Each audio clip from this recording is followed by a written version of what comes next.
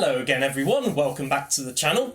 Now today we're finally moving north and west to some of the last great frontiers of Roman Britain and two of the final native kingdoms to still be active against Rome.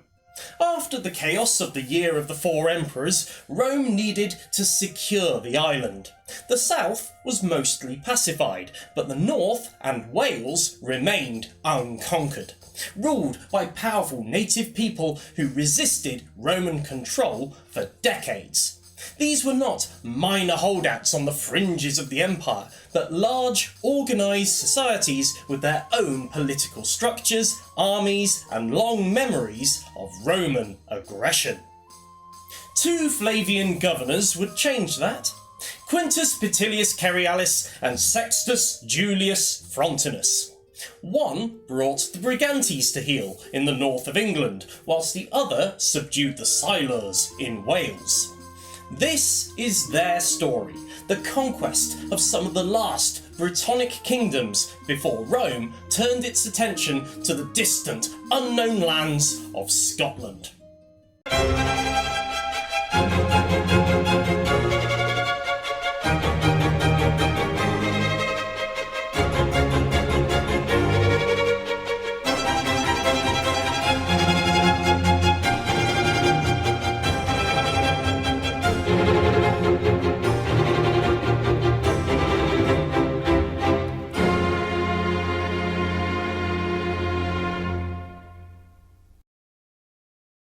The term Flavian comes from the family name of the emperors Vespasian and his sons Titus and Domitian, who ruled between 69 and 96 AD, and their dynasty emerged directly out of the Year of the Four Emperors, and as with so many Roman emperors, their legitimacy rested not just on politics, but on military success.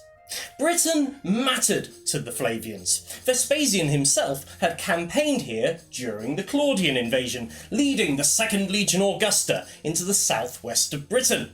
He knew the island, its terrain, and its symbolic value. Holding Britain securely was a way of demonstrating that the empire was once again strong, stable, and expanding, not collapsing into internal chaos. In Britain, the Flavian period was marked by major military advances, but also by the beginnings of urban development on a larger scale.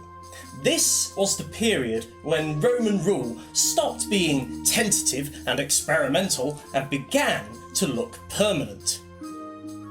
The governors of this period were tasked with more than just fighting. They oversaw towns, encouraged local elites to adopt Roman customs, introduced new systems of taxation and administration, and laid the foundations for Romanization, a process we now understand as slow, uneven, and often driven as much by local choices as by imperial policy. The first of these governors was Quintus Petillius Cerialis, a man with a long and turbulent career. He had survived the disasters of the Boudiccan revolt, remained loyal during the Year of the Four Emperors, and had gone on to suppress the Batavian revolt on the Rhine, one of the most serious military crises of the early empire. By the time he returned to Britain in 71 AD, Cerialis was a seasoned commander, used to fighting large-scale wars against determined opponents. The political situation in the north was already unstable. The key figure here is Cartimandua, Queen of the Brigantes, one of the most powerful tribes in Britain. For years, she had ruled as a Roman client, relying on imperial support to maintain her position. But in 69 AD, her husband, Venutius, rebelled. Cartimandua called the Romans for help, and the Romans responded by evacuating her, leaving Venutius in control. The result was a fractured kingdom. Cartimandua may have retained some authority east of the Pennines, possibly around Stanwick in Yorkshire, whilst Venutius ruled the western Brigantes, sometimes identified as the Carvetti in Cumbria, perhaps centred on Clifton Dykes. Northern Britain was now politically divided, unstable, and openly hostile to Rome. Previous governors like Belanus had largely contained the situation, but Cerialis had a different approach. Containment was no longer enough. The Brigantes were too large, too dangerous, and too central to be left semi-independent. They had to be conquered. Cerialis organised one of the largest military operations Britain had seen since the Claudian invasion. He led the 9th Legion Hispania in the east, whilst his subordinate, a rising star by the name of Agricola, commanded the 20th Legion, Valeria Victrix, in the west. Reinforcements arrived in the form of the 2nd Legion Adiatrix, transferred from Germany. So with 3 legions supported by auxiliaries, Cerialis launched a coordinated 2-pronged campaign. And this was not just a single battle or even a single season of fighting. It was a sustained, multi-year operation built around roads, forts and logistics just as much as combat. In the west, Roman forces advanced from Lancaster, along the valleys of the Lune and Eden. Coastal positions at Ravenglass, Blennerhassett, Beckfoot and Maryport were occupied early, securing supply lines from the Irish Sea. In the east, the advance moved towards the Tyne-Solway line, with temporary marching camps being established at the Stainmore Pass, at Raycross, Crackenthorpe, Kirkby Thor and Plumpton Head. These camps show an army on the move, advancing cautiously but relentlessly through difficult upland terrain. Communication and control were maintained through a network of watch and signal towers, allowing Roman commanders to coordinate movements, relay orders and respond quickly to resistance. At the centre of it all was Carlisle, which became a major fortified base. Timber structures here date to around 72 to 73 AD, making it one of the earliest permanent Roman centres in the far north. This was not a lightning conquest, it was a careful dismantling of a regional power. By the end of Cerialis' campaign, the era of client kingdoms in the north was effectively over. Rome ruled directly, and the Brigantes were firmly absorbed into the provincial system. But while the north was being brought under control, another war was still raging in the west. In 74 AD, Sextus Julius Frontinus took over as governor of Britain and immediately turned his attention to Wales, a region that had resisted Roman dominion since the earliest days of the conquest. The Silures were among the most formidable peoples Rome had ever faced in Britain.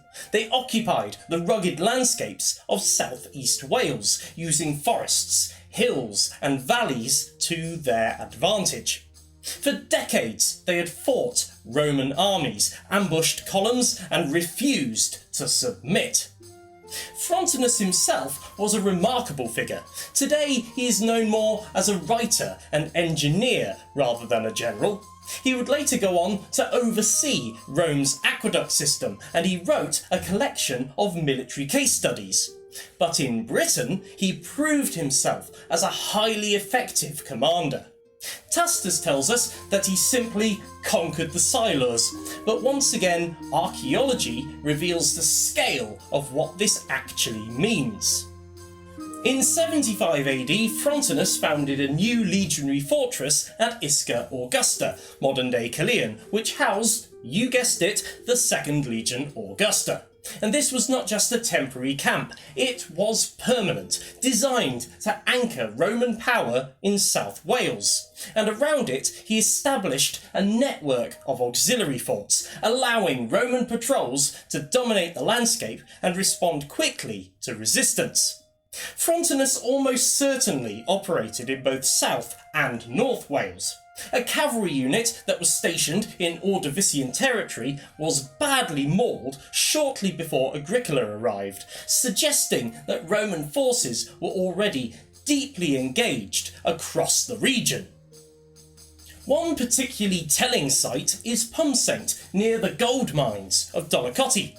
The Romans weren't just conquering territory, they were exploiting it. Dolichotti represents the only known Roman gold mine in Britain, and its development under Frontinus shows just how closely military expansion and economic extraction were linked. By around 76 AD, the Silures were finally subdued. Frontinus may have gone on to found the civic capital of the Silures at Caerwent, imposing Roman-style administration, magistracies and legal structures. Frontinus left Britain in 78 AD, returning to Rome to continue his distinguished career. His governorship marks a decisive moment. The last major centres of armed resistance in southern Britain had been eliminated. By the late 70s AD, Britain had been fundamentally transformed under Flavian rule. In the north, Cerialis had destroyed the power of the Brigantes and ended the system of client kings. In the west, Frontinus had finally crushed the Silures and established permanent Roman military and civic infrastructure across Wales. For the first time since the invasion of 43 AD, Rome effectively controlled almost the entire island, barring some parts of northern Wales. But one region remained firmly beyond Roman authority: the distant, rugged lands of northern Scotland. Wild, unconquered and still largely unknown to Roman geographers, and it would fall to the next governor, Julius Agricola, to see just how far the empire could really go. The Flavian conquest was not just about victory in battle, it was about organisation, administration and turning the conquered landscapes into governed provinces.